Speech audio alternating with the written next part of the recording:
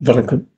விருப்பம் நமக்கு எல்லாத்துக்குமே எதையாவது ஒண்ணு செய்யறதுக்கு, பேசுறதுக்கு, கத்துக்கிறதுக்குன்னு விருப்பம் இருக்கும். விருப்பம் இருக்கா அப்படிங்கிறதையும் நம்ம அடிக்கடி கேட்போம் இல்லையா?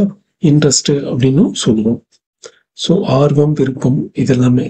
ஸோ இந்த விருப்பம் அப்படிங்கிறது என்ன அப்படிங்கிறத பத்தி தான் நாம இன்னைக்கு பார்க்க போறோம். இந்த விருப்பம் அப்படிங்கிறது நம்மளுடைய நம்பிக்கையை மேம்படுத்தக்கூடிய ஒன்று. எனக்கு ஒன்றில் நம்பிக்கை அதிகமாக இருந்துச்சுன்னா அதை தான் நான் விருப்பம்னு சொல்லுவேன். எனக்கு விளையாடுவதற்கு அல்லது ஒரு பாட்டை கேட்க எனக்கு விருப்பம் இருக்கு அப்படின்னா அந்த பாட்டை, அந்த இசையை, அந்த வரிகளை கேட்கும் பொழுது என்னுடைய நம்பிக்கையின் அளவு கூடுகின்றது என்றுதான் அர்த்தம். ஸோ இந்த அடிப்படையில தான் நம்ம விருப்பங்களை நம்ம செயல்களாகவும் பழக்கங்களாகவும் மாற்றிக்கொண்டு வருகின்றோம். சில பழக்கங்கள் எதிர்மறை பழக்கங்கள் அப்படிங்கிறது நம்மளுடைய நம்பிக்கையின்மை. நமக்கு நம்பிக்கை குறையும் பொழுது சில வேலைகளை செய்வோம். நம்ம நம்பிக்கையை மேம்படுத்திக் கொள்வதற்காக செய்யக்கூடிய வேலைகள் நம்மை மேம்படுத்த, நம்மளுடைய உயர்வுகளை, நம்மளுடைய முயற்சிகளை மேம்படுத்தக்கூடிய விஷயங்களாக இருக்கும். சில பழக்கங்கள், சில செயல்கள் நம்மளுடைய நம்பிக்கை குறையும் போது செய்வோம். உதாரணமாக கோபப்படுவது, எரிச்சலாக இருப்பது, அல்லது ஏதாவது ஒரு பழக்கம், டீ காஃபி குடிக்கிறது, ஏதாவது ஒரு பழக்கங்கள் அப்படிங்கிறது நம்மளுடைய நம்பிக்கை சார்ந்தது. நம்பிக்கையை கூட்டுவது அல்லது நம்பிக்கையை குறைவான தருணங்களில் செய்யக்கூடிய விஷயங்கள் தான் நம்ம பழக்கங்களாக மாறும். ஸோ நமக்கு ஒரு விஷயம் விருப்பமாக இருக்கிறது அப்படின்னு நம்ம சொல்றோம் அப்படின்னா நமக்கு நம்மளுடைய நம்பிக்கையின் அளவை நான் கூட்டிக் கொள்கின்றேன் அல்லது நம்பிக்கையின் அளவு குறைகின்றது என்று பொருள். ஸோ இனி நீங்க ஒரு செயலை செய்யறீங்க, உங்களுக்கு விருப்பமா இருக்கு அப்படிங்கிறதுக்காக ஒன்ன செய்யறீங்க அப்படின்னா உங்களுடைய நம்பிக்கையின் அளவு கூடுகின்றது என்பதை மனதில் வைத்துக் கொள்ளுங்கள். இதுதான் உண்மையானது.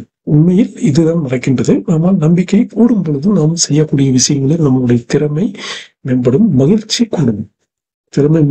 அதே நேரத்தில் மகிழ்ச்சி கூடும். இப்ப உதாரணமா நான் ஃப்ரீயா இருக்கும்போது போன் பாக்குறேன், போன்ல ஏதாவது ஷார்ட்ஸ் பார்க்கறேன், இல்லது யூடியூப் பார்க்கறேன், இல்ல விளையாடுறேன் அப்படிங்கும்போது என்னுடைய நம்பிக்கை அளவு குறைந்து கொண்டே போகும். கடைசியா போர் அடிக்க ஆரம்பிச்சிடும். சில நேரங்கள்ல போர் அடிக்கிறது, சலிப்பாகிறது, சோர்வாகிறது, இந்த மாதிரி எல்லாம் உங்களால் உணர முடியும் இல்லையா? இந்த விடுமுறை நாட்கள்ல உங்களால எளிமையா உணர முடியும் போர் அடிக்கிற மாதிரி. ஏன் அப்படின்னா என்னுடைய நம்பிக்கையிலே அளவு குறைந்து கொண்டே போகின்றது. அப்ப நம்ம நம்பிக்கை அளவு மேம்படுத்துவதற்கான வேலைகளை நம்ம செய்யணும். அப்ப நம்ம அதுக்கு ஆர்வம் இருக்கக்கூடிய விஷயங்களில் நம்மளுடைய விருப்பத்தை சேர்த்துக் கொள்ளணும். ஸோ நமக்கு நம்பிக்கை எந்த மாதிரி விஷயங்களில் கூடும்? இப்போ நம்ம புதுசா ஒண்ணு தெரிஞ்சுக்கிறோம் அல்லது புதிதாக ஒரு விஷயத்தை நாம பார்க்க ஆரம்பிக்கிறோம், கத்துக்கிறோம் அல்லது முயற்சிக்கிறோம் அப்படிங்கும்போதுதான் நம்மளுடைய ஆர்வம், விருப்பம் அல்லது அந்த கற்றல் திறன் அப்படிங்கிறது கூடும்.